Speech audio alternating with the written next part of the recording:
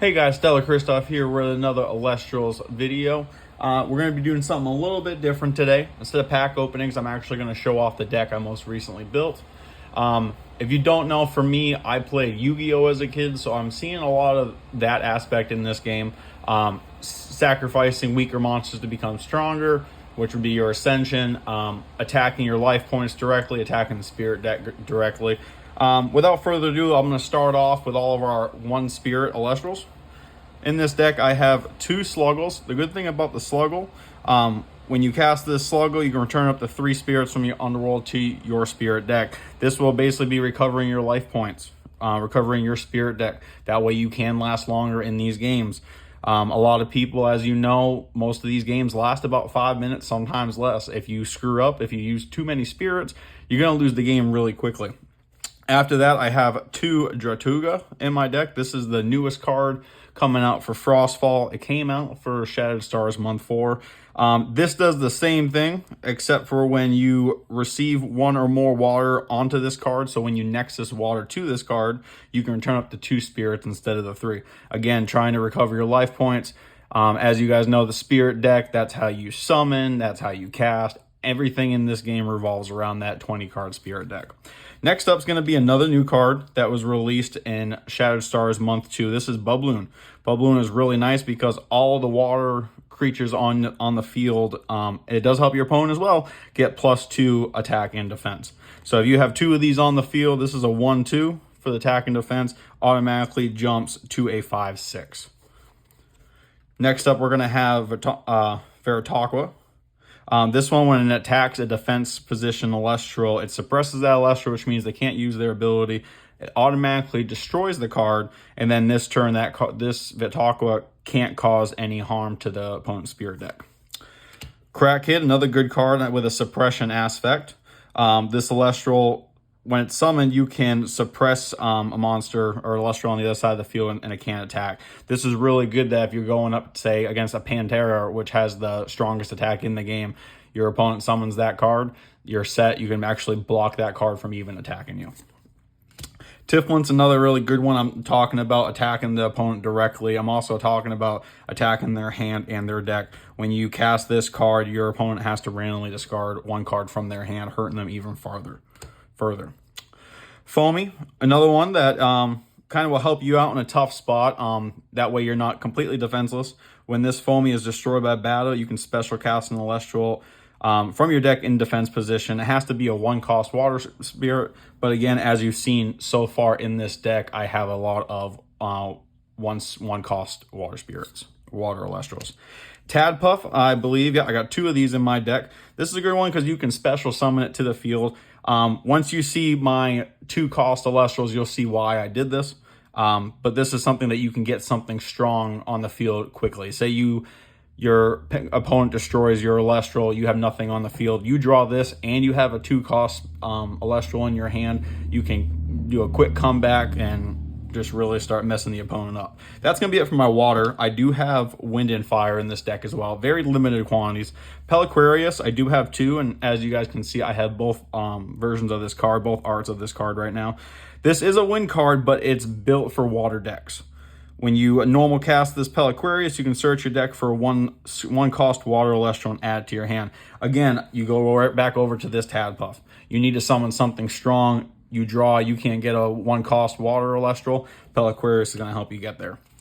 And then the only other thing for fire I have in this deck, I do have a 2-cost in here as well, but Wormite, this one will take -4 off your opponent's Elestral for 1 turn.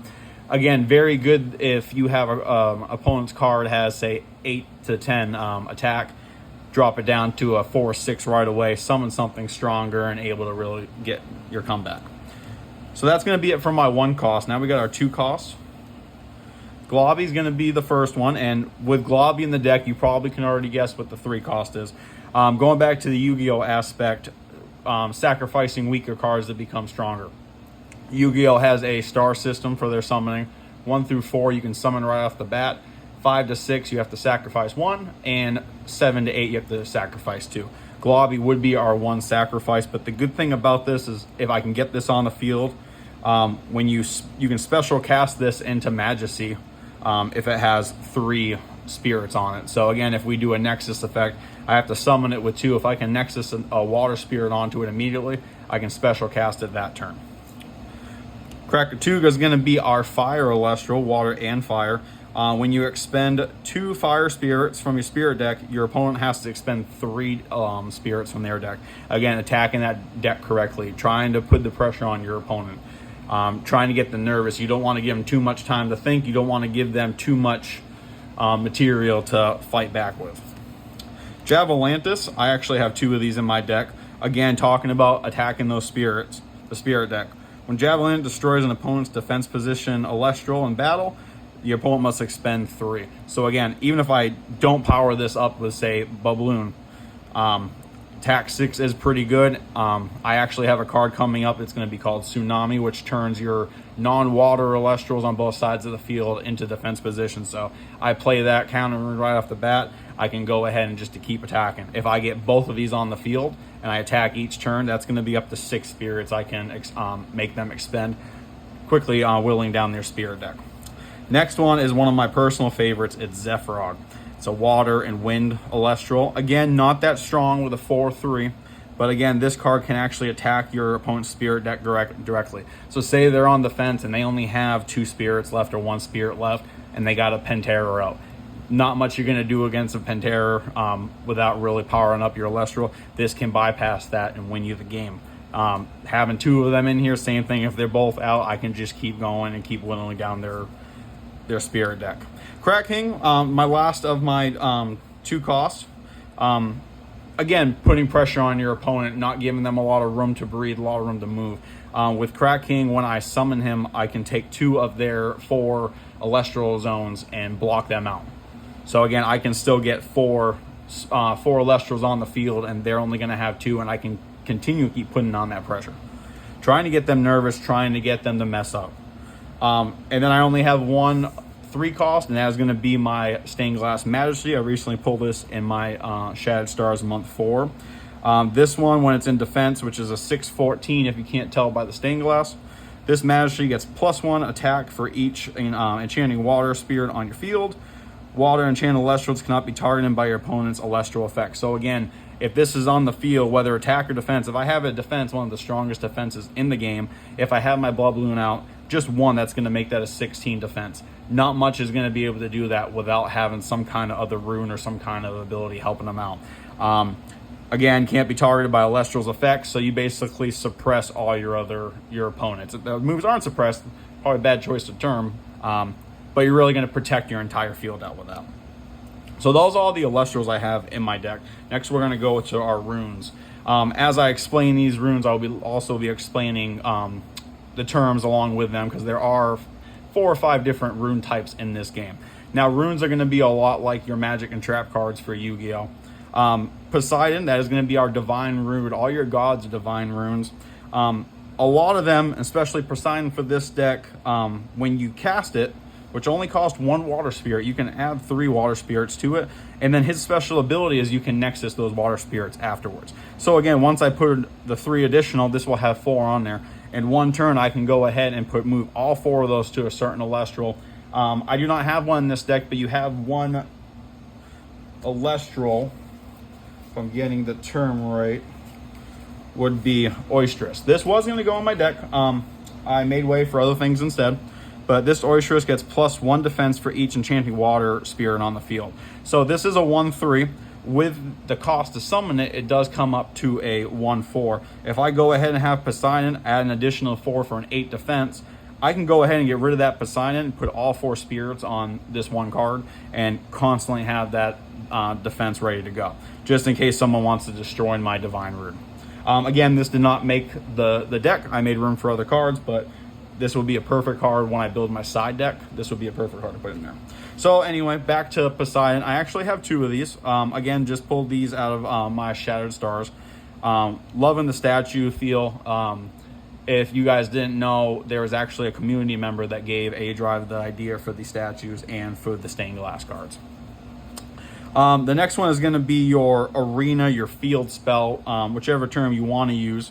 Again, if you kind of notice as we go, they do have different icons right here as well to kind of tell the difference. But Atlantis, this is going to be the home for all your water Elestrals. Each water Elestral gets +1 +1 attack, +1 defense. Again, I have 2 of these in the deck. You can have up to 3 of each card in the deck. I don't see more than 2, especially if the games only last about 5 minutes. Having a third one would be kind of counterproductive. Gives me more room for other cards. This is going to be your Trident of Poseidon. Bear with me, I'm not 100% on what the term is, but for the rune. But this is going to be your equip spell.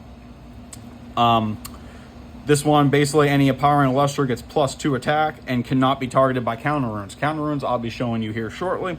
While Poseidon is actually on the field, your opponent can't even cast counter runes.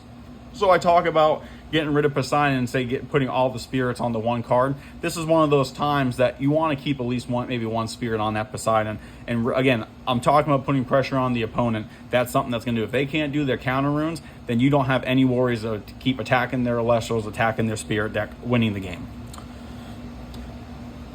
Here we got Golden Apple of Discord. I got 2 of these. The hollow pattern, same thing for this one, did come out recently in Shadow and Stars. Basically, I'm going to discard 1 card from my hand. My opponent has to discard a random card, and then on top of that, they have to take the 2 cards off the top of their deck and get rid of them. Once again, you see the common theme here, me attacking them directly. Anything I can do to hurt them. So I got 2 of these in here. Only cost 1 spirit. There is the card in the background, Latragon. I'm sorry if I'm butchering the name. I forget his special ability off the top of my head, but these cards work together. If you have that card on the field, that Elestral, it actually gets an additional effect when you cast this Golden Apple of Discord. Nectar of the Gods, that's going to be your Pot of Greed. Only have 1 of these in my deck, but in case my hand's not that good, I need to draw something else, draw 2 more cards. Who knows what the next card could be, the next 2 cards. That could be something that helps win me the game, or if I'm losing, helps me get a little bit of a comeback. Ambrosia. I only have 2 of these in my deck. A lot of people do run 3. You lose 1 spirit and you basically gain 3 from your underworld and put it back to your spirit deck. Again, I have the Dratuga and I have the Sluggle, so that kind of helps me with that. I'm still going to put 2 in this deck because I do have other spirits other than water, so in case I start using those, I'll be able to get them back as well. Rise from the Ashes, that is going to be, I keep my Yu-Gi-Oh reference, your Monster Reborn, your Premature Burial, Call of the Haunted. It's going to cost you 3, but again, you get to take any Elestral from your underworld and special cast it into attack position. Say by Majesty, I summon that and someone destroys it, I can hurry up and bring it back and get that 14 defense back on the field. Tsunami, now we're getting to our counter runes. That's going to be this icon right here. This is going to be one of those cards that you put face down and you're trying to scare your opponent. Now again, trying to psych your opponents out. I have all these other runes in my deck. I can always put those face down, and your opponent doesn't know what's down there. It could be something as easy as Rise from the Ashes, which I can't use on their turn, or I can have Tsunami. It costs me 1 water spirit, but I change all Elestrals on the field that aren't water to defense position. As you guys remember, I had my Veritaqua Javalantis, my Javalantis. I play this, I have 2 Javalantis on the field. I'm taking 6 spirits from their spirit deck and really just, again, putting that pressure on, trying to win the game as fast as I can. So I actually got 2 of these in this deck. My other Invoke rune is going to be Altar of Stars. I get the Nexus 1 spirit on the field, and in doing so, I can change 1 battle position of an Elestral. So again, I keep going with that Pantera because that's one of the scariest cards you're going to go up against attack-wise. They have that Pantera. I hit Altar of Stars, change it defense position. Now it stays in that position. My next turn comes up. If I have something strong, or if I have my Javalantis, I'm going to be able to knock it out. And the last card is going to be my Shield of Achilles. This is to protect my cards. This Shield of Achilles can only be cast if an opponent's Elestral declares an attack. I expend 1 additional, and then it's going to negate that attack and return the Elestral to their hand. Again, if you're fighting a 2 cost or a 3 cost Elestral, this is going to send it back to their hand, and then it's going to take them even longer to bring that card back out. Now, my last 3 face down piles, these are going to be my spirits. I have 3 Lycoris, my wind spirits. My Zephyrog needs water or wind, and so does my Peliquarius. And again, I have my Ambrosia, so if I use both of these, if I need more, I can bring that back. We're also going to be having four Vipyros. I have 2 Wormites, which I don't think I really did a good job explaining. Takes that 4 attack away from them. But also my Krakatuga does need fire to come up as well. So there we go. I got 4 of those. Krakatuga, I believe I said if you expend 2 fire spirits, then it also destroys part of their spirit deck. So again, always having a couple extra. And last but not least is my Leviathans. I did pull all these a couple hollows, and then here are the regular versions of the full art. But I pulled these in Shadow Stars as well. I got 13 of those. So nice, good, equal mix of spirits. And always remember, too, when you have your runes, for instance, when you have this Elestral icon, you can use any spirit. It doesn't have to be one set one. And then go into your monsters. Say if I'm really desperate and I just need to summon something, I can summon, say, my Babloon, or a Krakatuga would be a better option because of its defense. I can use a Wind or Fire Spirit to summon it. That is misenchanting. So it keeps its attack and defense. It can still attack and defend for you, but I can't use my ability. That's not something you want to do, but in a quick pinch, if you have a combo you're about to play and you just need to sacrifice the card to get you through one more turn, that's always an option. As always, guys, like and subscribe to the video. Anything you guys want to see, comment down below. And remember, my name is Stellar Christoph. I'm hoping you all have a stellar day.